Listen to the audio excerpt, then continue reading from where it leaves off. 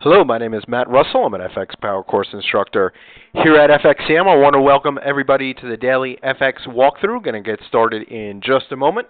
What I'm going to do tonight is walk through the latest technical report at dailyfx.com. So let's go ahead and pull up dailyfx.com and scroll down to tonight's technical report written by David Rodriguez. And let's go ahead and see what he has to say about the current price action. In the synopsis, we forecast that the U.S. dollar will see a short-term decline against the euro, but our longer-term predictions continue to favor U.S. dollar strength. The dollar could nonetheless strengthen against the resurgent Japanese yen and downtrodden British pound. Scrolling down to see what he has to say specifically about the dollar yen. Dollar yen closed above key Fibonacci support at 101.40, suggesting that a further short-term correction is likely before a resumption of the longer-term downtrend. So let's go ahead and pull up the charts. This is the same exact chart that we were viewing yesterday. As I mentioned yesterday, we have that clear breakout beneath the 103.50 area. As I mentioned also, Jamie has correctly called this recent fall in the dollar yen and the breakout below that 103.50 area.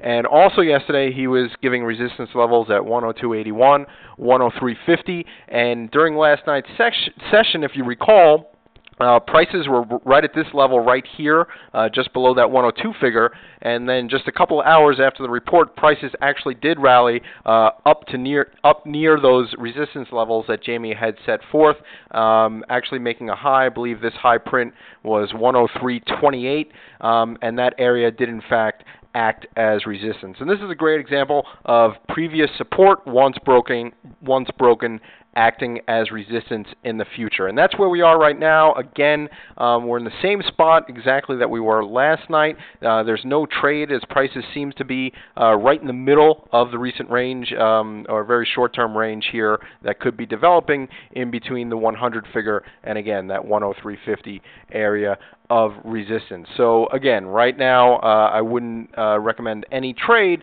but as price action has been very volatile lately, we should keep on our toes and look for moves either to that 103.50 area or 100 area, which could be a potential area of support. Also, as I mentioned yesterday, we might look for a short-term range to develop in between those two levels.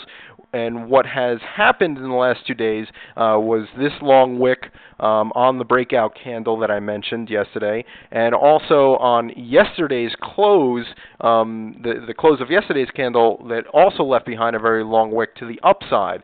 So that actually increases my confidence in the chances that a range could develop between these two areas. So certainly keep an eye on those areas. Again, my name is Matt Russell.